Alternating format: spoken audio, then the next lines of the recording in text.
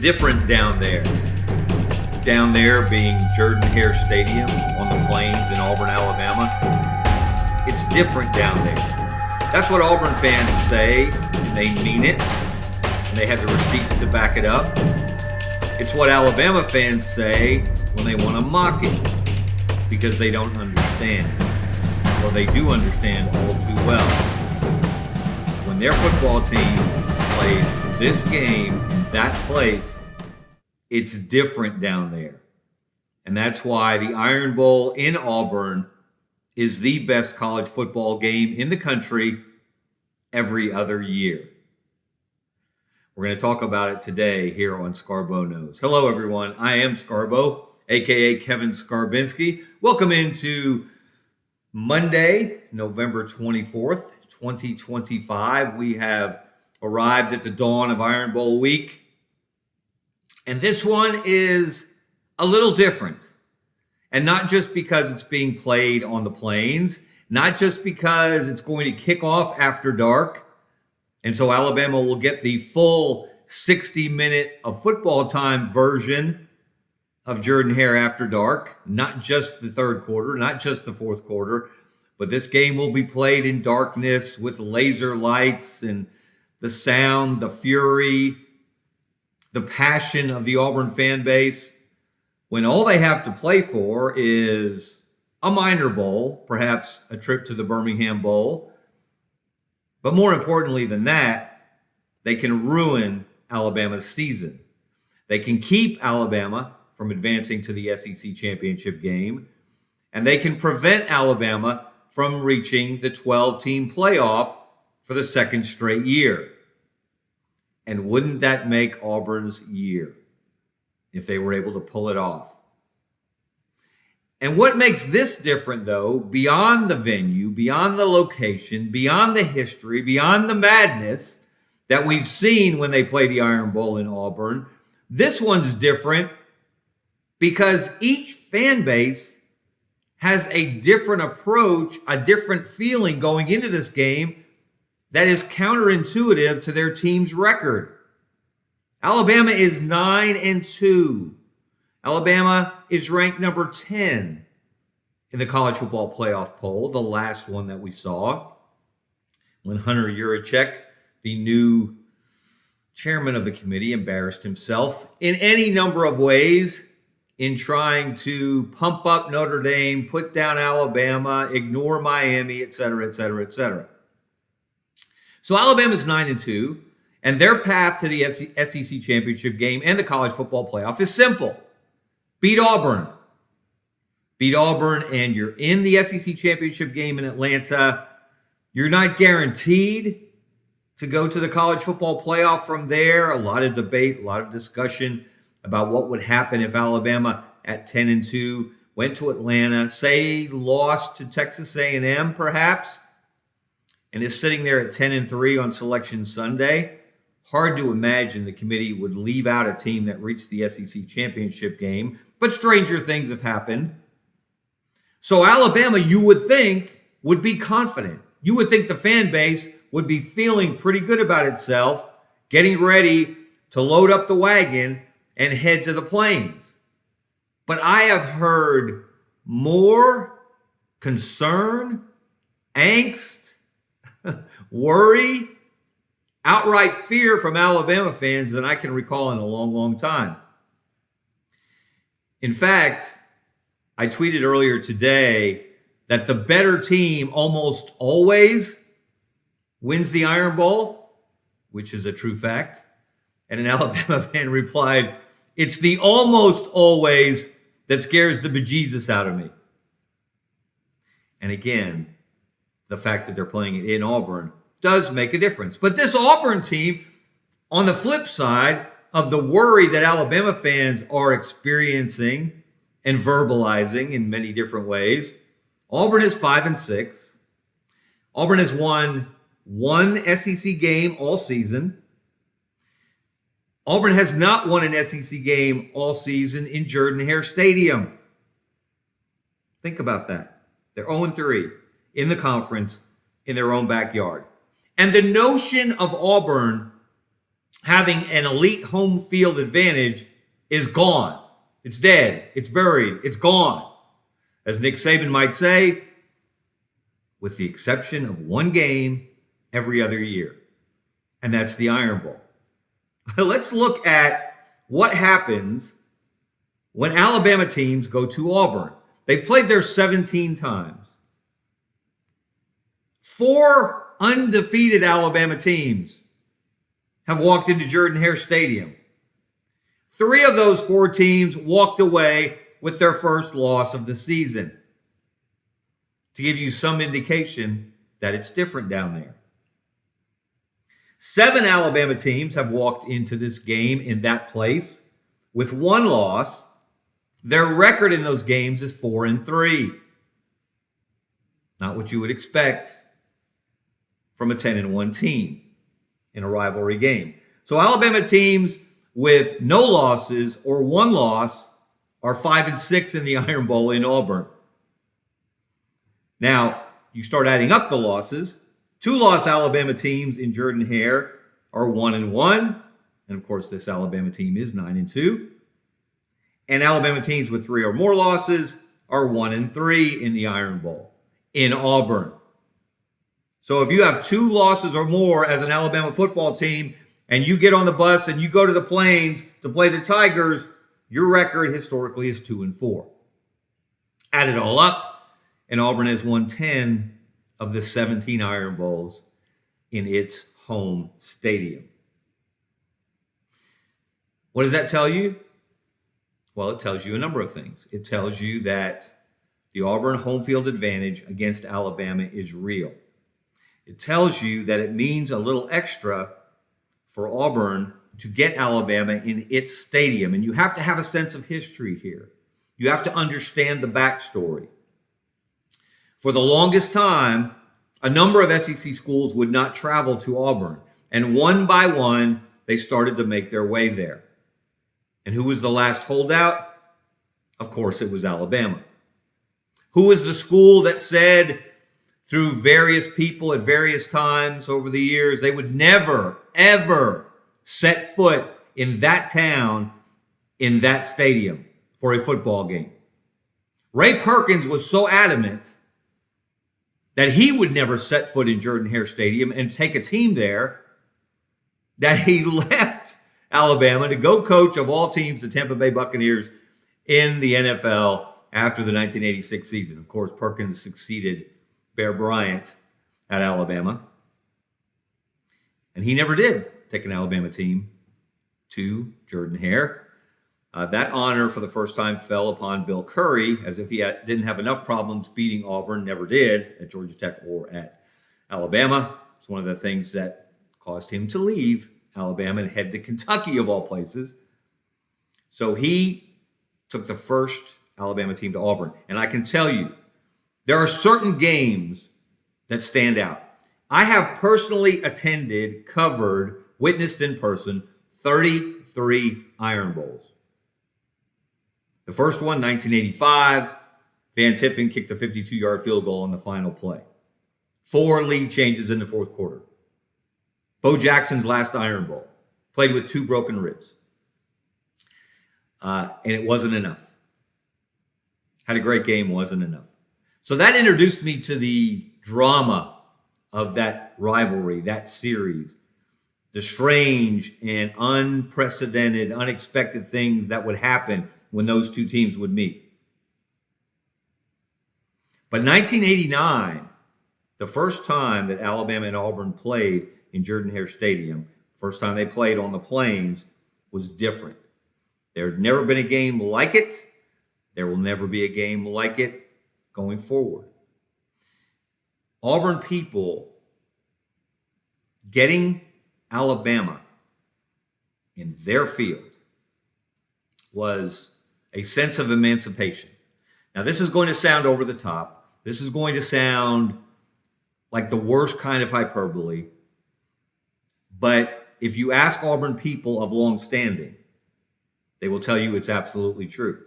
David Housel, the longtime sports information director, who later became athletics director at Auburn, one of the quintessential Auburn men, if you will, For a long, long time in his office, he had a brick with a nameplate inscribed that said the final brick, December 2nd, 1989. That was the date of that first Iron Bowl in Auburn. That was Auburn finally achieving parity of a sort against Alabama.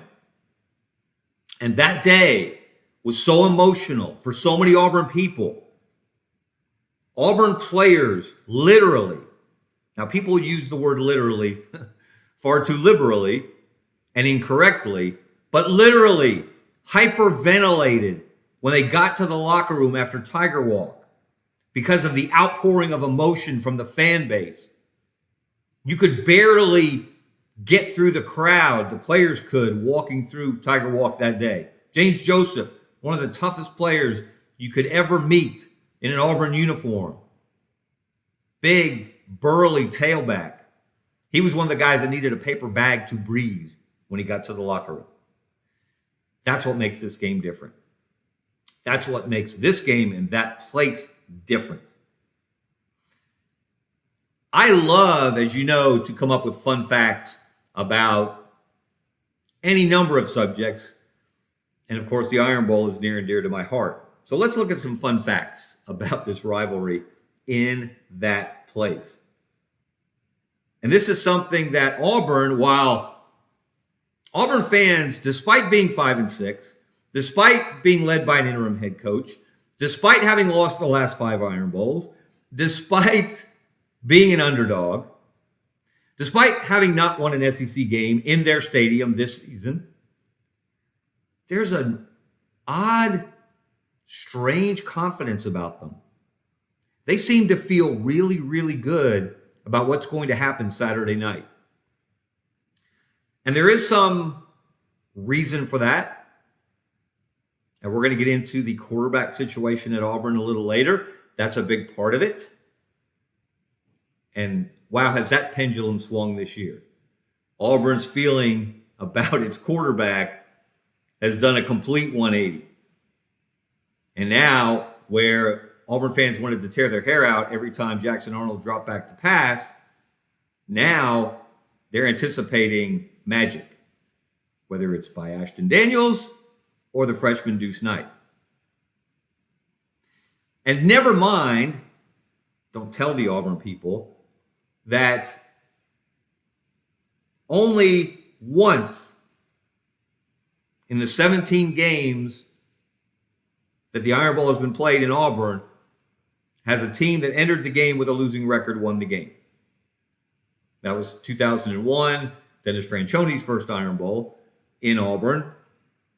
That was a weird day because Alabama actually was appearing before the NCAA Infractions Committee as part of the Albert Means case, and Franchioni actually appeared by Zoom or teleconference or some kind of, I don't know what they probably didn't have Zoom back in the day, back in 2001, but he participated by phone earlier in the day on the day of the game, and Andrew Zhao, I conflated the two quarterbacks of the period for Alabama, Tyler Watts, who's now the color analyst on the Crimson Tide Sports Network, and Andrew Zhao, who's now an assistant at Clemson. Andrew Zhao had a big game, and Alabama shocked Auburn 31-7. That's the only time, and Alabama was 4-5 going into the game. That was the year of 9/11. So the schedule got flipped in many ways, so that wasn't the last regular season game. But Alabama did walk in there with a losing record, and they walked out with a victory. It's the only time it's happened. In Iron Bowls in Auburn, only one team that walked in with a losing record walked out with a victory. Auburn fans say, so what? So what? They're 5-6. Alabama's 9-2. They feel good. They feel confident. Here's another fact that would tend to lead them to not be so confident. And that is the fact that unranked Auburn teams against ranked Alabama teams in Jordan-Hare Stadium are 0-6. That's right. An unranked Auburn team has never beaten a ranked Alabama team in Jordan-Hare Stadium. And of course, that's the situation that they will encounter on Saturday night. Auburn unranked, Alabama number 10, which means this would be a massive upset. I don't care that Auburn is a better team than its record. It has more talent than its record would indicate. And Alabama has not necessarily been playing its best football since that incredible stretch of 4 consecutive ranked wins on 4 consecutive Saturdays. This would be a massive upset. What's going to decide this game? How do you break it down? How do you look at it analytically, looking at metrics, studying the teams, common opponents, etc.? I think there's one decisive stat that makes me lean heavily toward Alabama, and that's the passing game. Specifically, it's the Alabama passing game against the Auburn pass defense. And we should say that while Auburn's offense has come alive since Hugh Freeze was dismissed, part of that is the opposition. The Vanderbilt defense, not very good. The Vanderbilt offense, very good. Vanderbilt defense, not so much. And Mercer, as good as they are as an FCS team, they're headed to the FCS playoffs. They're still an FCS team. So you have to tamp down your enthusiasm just a bit about what Auburn has done offensively. But there's no question it is a night and day difference. With Hugh Freeze calling the plays, Hugh Freeze designing the offense, Hugh Freeze deciding who plays quarterback when, and Derek Nix calling the plays and running the offense. It's a far more functional operation now than it was with Hugh Freeze at the helm. But it's the Alabama passing offense, I think, that is going to be the difference in this game in the matchup with the Auburn pass defense. Because Alabama is number 3 in the SEC in passing offense. Ty Simpson throwing for just a few yards under 300 a game. The Auburn pass defense is ranked number 11 in the SEC. Closer to the bottom than the top. They give up about 240 passing yards a game. And when you look at the common opponents that Auburn and Alabama have played, there are 4 of them, and you look at what those quarterbacks have done in those games against the Tide and the Tigers. Diego Pavia lit up Auburn for 377 passing yards. He threw for only, a lot fewer against Alabama. John Mateer threw for 271 passing yards against Auburn from Oklahoma. Bo Pribula from Mizzou, 252 passing yards against Auburn. Gunnar Stockton, not his best day, but he threw for 217 as Georgia went into Jordan-Hare and beat Auburn. It's night and day. It's not close. Those quarterbacks had big days against the Auburn pass defense. And the Auburn defense hasn't been quite the same, despite the opposition. Well, Vanderbilt's offense is very good. That's unfair to say that.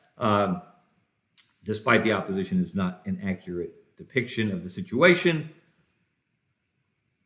But in the 2 games that DJ Durkin has had other responsibilities, game management, for example, as the interim head coach, his defense hasn't been as good. Simply hasn't. Which makes you wonder, how is he going to manage the game in the biggest game of the year for Auburn, and now the biggest game of the year for Alabama, when he has to call the defensive signals? He also has to decide when to call timeout and make other on-the-field snap decisions that can affect winning and losing. When do you go for it on 4th and short? When do you kick the field goal? And let's just say, if this comes down to a field goal contest, advantage Auburn. You got to feel good for Alex McPherson. Everything that he's been through, ulcerative colitis, getting down to 115 pounds, coming back this year, struggling at first. And on Saturday, all he did was kick a 47-yard field goal and a 49-yard field goal. Meanwhile, Connor Talty, Alabama's kicker, missed one against Eastern Illinois and got booed in Bryant-Denny Stadium because the Alabama fans remember the one he missed against Oklahoma the week before in a game Alabama lost by 2 points. So Alabama does not want this to be a field goal contest. That will be to their detriment if that comes down to it. But more importantly, at the most important position on the field, quarterback, Auburn has a situation. We don't yet know whether this will be a luxury or a controversy. Ashton Daniels, of course, played probably the best game of his career, including his years at Stanford, when he led Auburn in Nashville to 38 points, forced overtime with Vanderbilt, moved the ball, made good decisions in terms of when to tuck it and run it, when to throw it, where to throw it. There was more imagination in the plan, particularly with the passing game.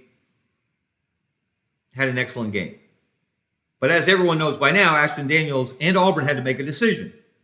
If he were going to return next year, preserve a final year of eligibility, he was at the redshirt limit with one more game beyond the Vanderbilt game. So they made a collective decision to sit him against Mercer. And Deuce Knight happened. Deuce Knight, the five-star quarterback that Auburn fans have been salivating over since he put pen to paper and signed with the Tigers, showed what all the fuss was about. All he did on the first snap was pull it down and sprint 75 yards for a touchdown, showing how well he can run the ball. He also demonstrated the power of his arm. He had a big day. Again, an FCS opponent, a good FCS opponent, but just a wow performance by Deuce Knight. So now going into the Iron Bowl, Kane Womack, the Alabama defensive coordinator, that's one more thing for him to be concerned about. He has to prepare for both quarterbacks. And he said that today at Alabama's weekly press conference, that they are certainly preparing for the possibility that they will see both Ashton Daniels and Deuce Knight. Now, big picture, long term, you have to wonder. If Ashton Daniels comes back, he's going to expect to be the Auburn starting quarterback in 2026. Otherwise, why would he come back? He wouldn't come back to sit the bench, as he did for most of this year behind Jackson Arnold. But you also have to believe that Deuce Knight, after sitting much of this season behind Jackson Arnold and Ashton Daniels, doesn't really want to spend another year as a backup. So if there's a controversy here, that's for the spring. That's for the offseason. That's well beyond Auburn's last game, whether it's Saturday or whether it's in a bowl game. But at the moment, I would call this a luxury for Auburn. In fact, DJ Durkin, Sly Dog, was asked about this at Auburn's press conference today, about whether they might have a package, perhaps, installed for young Mr. Knight. And Durkin smiled and said, "You know what? That's a great idea. I'm going to take that upstairs to discuss."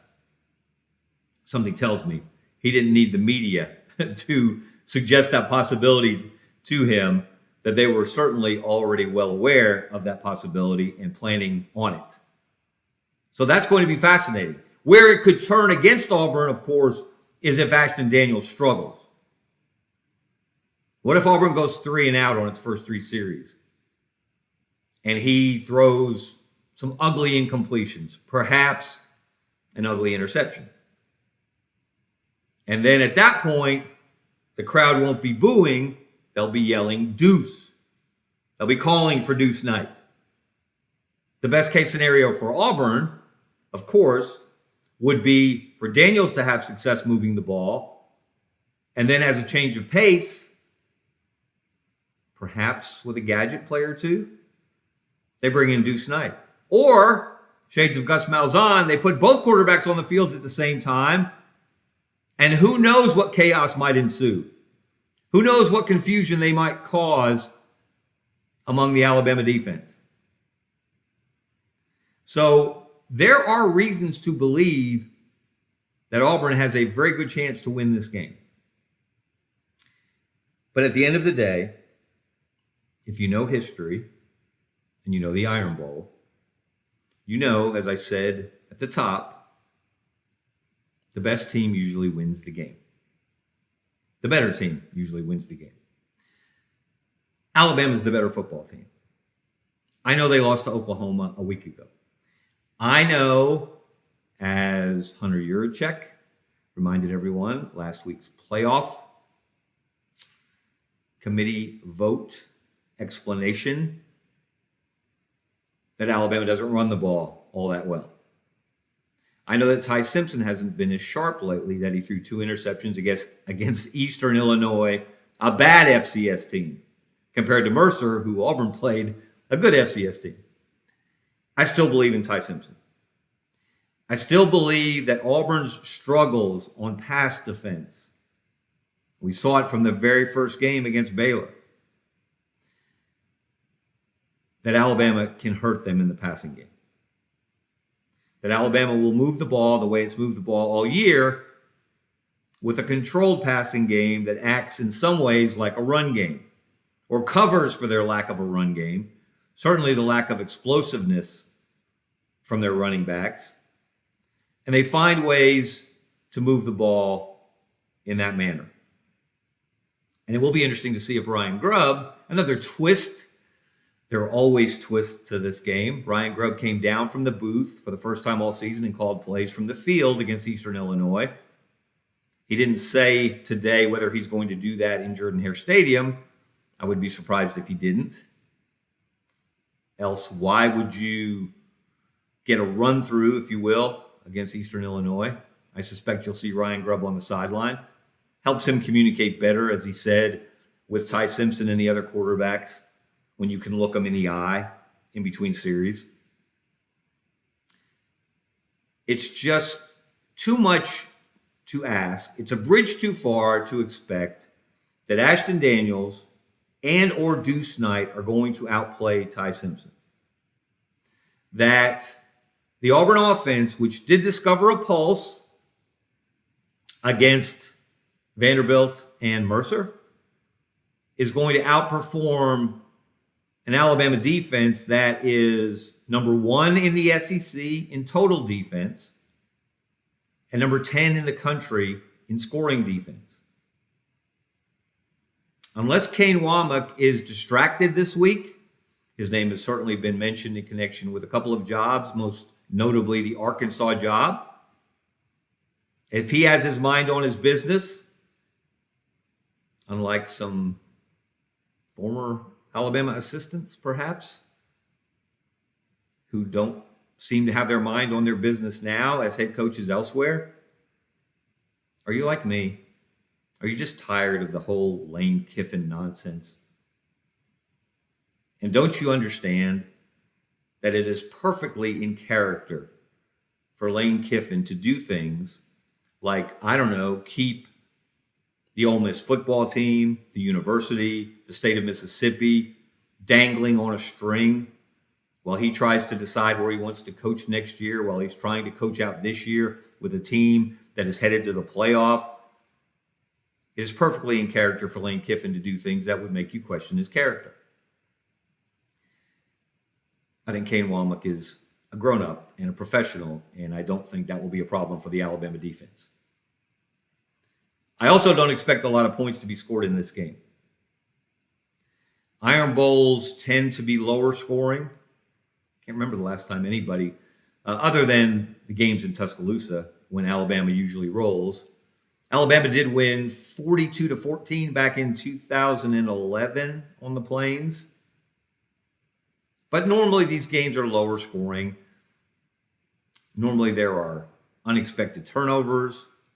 There are unforeseen great plays. Heroes that come out of nowhere. Trey Smith, 2002 comes to mind. That was in Tuscaloosa.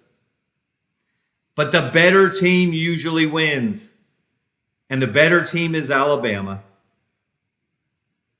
So you should expect to see Alabama walk out of Jordan-Hare Stadium late Saturday night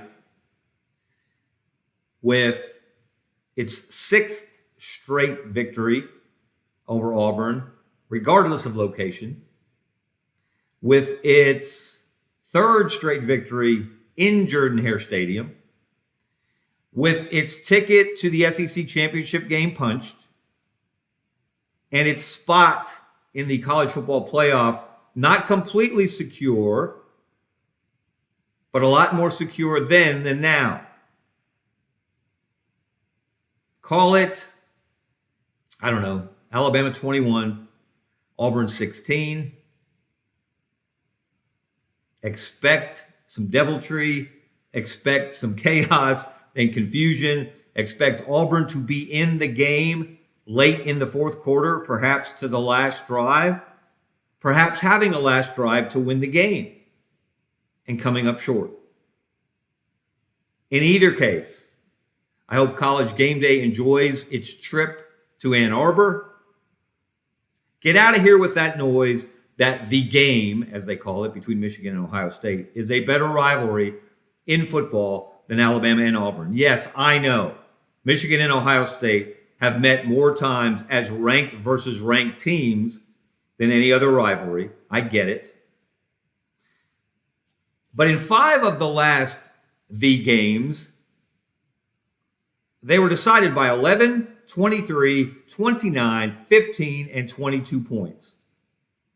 I don't recall a lot of games in that rivalry of late earning nicknames like Gravedigger the last time Alabama went to Auburn. This game will probably spawn a nickname.